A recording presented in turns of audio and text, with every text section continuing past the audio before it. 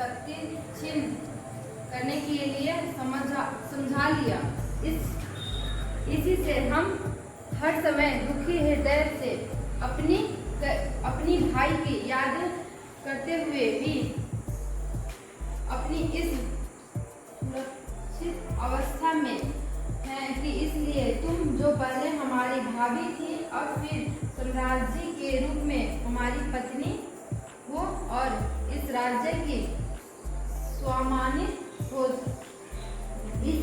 इस कारण हमें हर्ष है कि लेकिन साथ भाई की मृत्यु का दुख भी है। हम लोग की आंखों में जहाँ खुशी की झलक है वहाँ कितनी भी आंसू की बूंदें भी हैं। के पास कर देंगे जहाँ से खत्म वहाँ से पढ़ना है। इस तरह हमारे हृदय का दुख और किताब को जान के मारना है। इस तरह हमारे हृदय का दुख और सुख बराबर का है। लेकिन हाँ महारानी, इस शादी के लिए तो हमने पूरी तरह से तुम्हारी राय जान ली थी। और आवाज जान ली थी ना। तुमने हमारी प्रार्थना को स्वीकार किया, इसके लिए हम तुम्हारे बहुत आभारी हैं। क्लोनियस और वोल्टीमैन, अब हम तुमसे उन बातों को कहते हैं कि जिन्हें तुम पहले से ही जानते हो। वो नवयुवक पास की होगा जहाँ लगना है पास।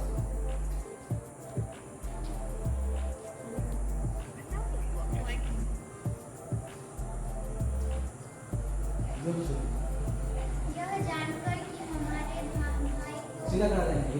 यह जानकर कि हमारे भाई तो इस संसार से चल ही गए हैं। अब हम में क्या ताकत रही है जो उसका मुकाबला कर सके। बराबर हमें इसके लिए बता रहा है कि उसके पिता की सारी जमीन और संपत्ति जो हमारे भाई ने उसके छीनी थी इसे वापस दे दे। यह तो उसकी बात रही। अब हम तुमको अपने इस तरह मिलने का कारण बताएंगे। यह युवा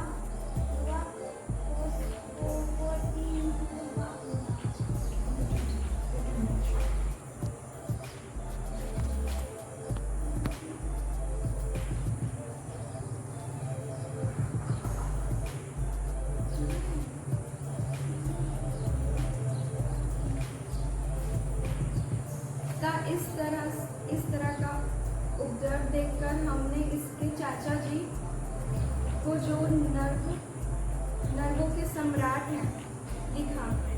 वो बीमार थे और शक्तिहीन थे। उन्होंने लिखा है कि उन्हें तो अपने भतीजे की इन बातों का पता भी नहीं। फिर भी हमने उन्हें इसके लिए आगाह कर दिया है कि वह अपने भतीजे को रोके और कम से कम अपने राज्य की उनकी कोई भी मदद ना करें। अब हम तुमको क्लोनियस और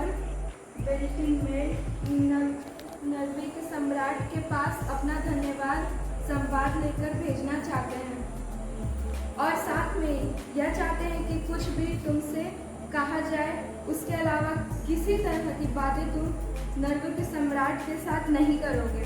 अच्छा जाओ, अब जल्दी जाने के लिए तैयारी कर लो और इस काम को पूरी करके अपनी वफादारी का सबूत दो।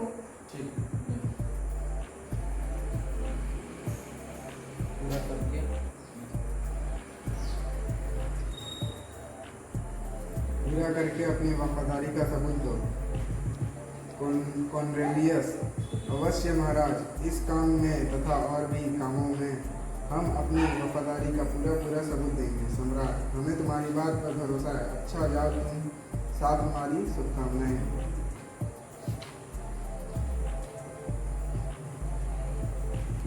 अच्छा लेटर्स, अब तुम बोलो, क्या कहना चाहते थे तुम?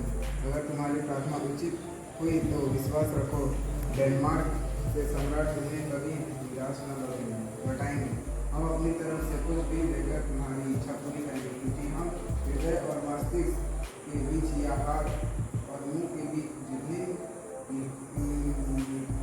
निकटता है उतनी ही हमारे पिता और हमारे बीच है। बोलो लेआर्स, हम तुम्हारी क्या इच्छा पूरी करें। लेआर्स, मेरे शक्तिशाली स्वामी, मैं आपसे वापस फ्रांस जाने की आज्ञा चाहता हूँ। यद्यपि मैं आपका राज्याभिषेक के उत्सव में शामिल होने के लिए बड़ी उमंग के साथ यहाँ आया हूँ, लेकिन चूंकि अब मेरा कर्तव्य पूरा हो चुका है, इसलिए मुझे फ्रांस की याद आती है। मेरे स्वामी, मैं वापस यही आते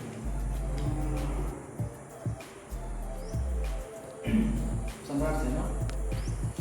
हाँ सम्राट, क्या तुम्हारे पिता की भी यही राय है? क्यों प्रिंस, तुम भी तो कुछ बोलो। प्रिंस, स्वामी, इसने लगातार मुझसे ये कहकर और बार बार प्रार्थना करके इसके लिए बाध्य कर दिया है कि इसे आज्ञा दे दी। इसलिए मैं आपसे प्रार्थना करता हूँ कि आप भी इसे जाने की आज्ञा दे दें। सम्राट, अच्छा लियास, जाओ और खुशी के साथ अपने जवानी के दिनों बिताओ। हमें उम्मीद है कि तुम अपने अच्छे व्यवहार के कारण हमेशा सुखी रहोगे। हाँ, हमारा बेटा हेमलेट कैसे है? हेमलेट, स्वागत। एक संबंधी से कुछ अधिक हूँ और तुम्हारी जाति से कम। सम्राट, तुम अभी तक इतने चिंतित और दुखी क्यों हो? हेमलेट, तुम्हारे चेहरे पर दुखी के बादल से घुमड़ रहे हैं। हेमलेट, नहीं श्रीमान, मैं तो बहुत अधिक सूर्य के प्रकाश में हूँ।